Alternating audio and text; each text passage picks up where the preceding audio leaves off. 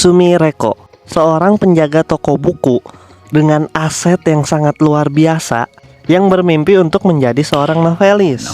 Suatu hari di malam ulang tahunnya, tepat di jam 12 malam, dia membaca buku yang ternyata adalah sebuah buku yang bisa membuat seseorang berubah kembali menjadi anak kecil. Lalu teman kerja Sumireko yang bernama Adashino-ren merasakan sesuatu yang aneh terjadi kepada Sumireko. Ren pun meminta menyerahkan buku tersebut karena buku itu tidak seharusnya digunakan. Tapi Sumireko yang merasa punya banyak sekali ide untuk menulis saat dalam wujud anak kecil malah kabur dari si Ren. Tapi untungnya Ren berhasil membujuk Sumireko dengan berkata bahwa dia adalah fans Sumireko. Sejak itulah mereka mulai mencari keanehan bersama. Itulah premis dari anime Kai to Otome to Kamikakushi. Anime ini adalah anime misteri supranatural yang seharusnya membuat penonton tegang. Bener sih, emang tegang nonton anime ini.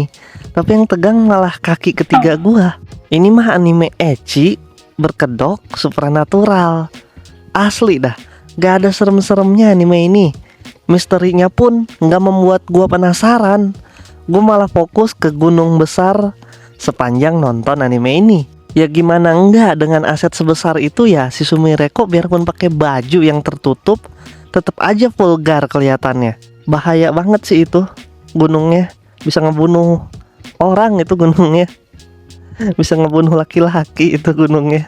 Emang sengaja banget gitu bikin gue birahi. Sampai ada di salah satu episode kancing baju sekolah yang dipakai Sumireko rusak mental.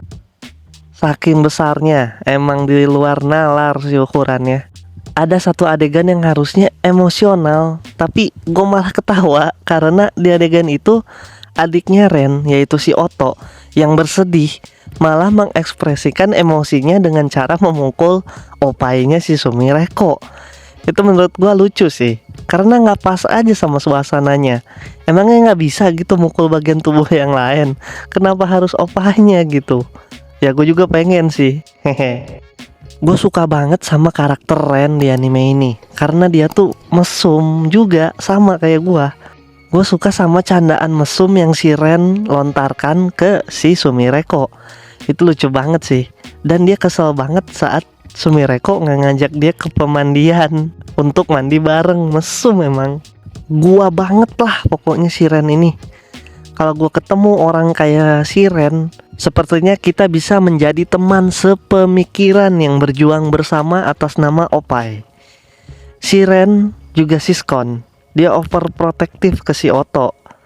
Ya wajar sih, Ren kan selalu berurusan sama hal supranatural yang berbahaya. Jadi dia gak mau kalau adiknya kenapa-napa. Oh iya, gue lupa ngasih peringatan ke lu semua bahwa guru lesnya Shinodoka yang pakai kacamata, yang namanya itu Kotaka, saat gue lihat di My Animalist, itu punya gue ya. Jangan coba-coba lu suka sama dia. Kalau lu masih ngeyel juga, kita baku hantam di kolom komentar. Bener dah, Kotaka pesona milfnya sangat kental dan menggoda gue banget. Sayangnya screen time-nya sedikit banget. Ada juga teman sekolah si Oto yang namanya Mari. Nah, dia juga mesum, padahal dia cewek.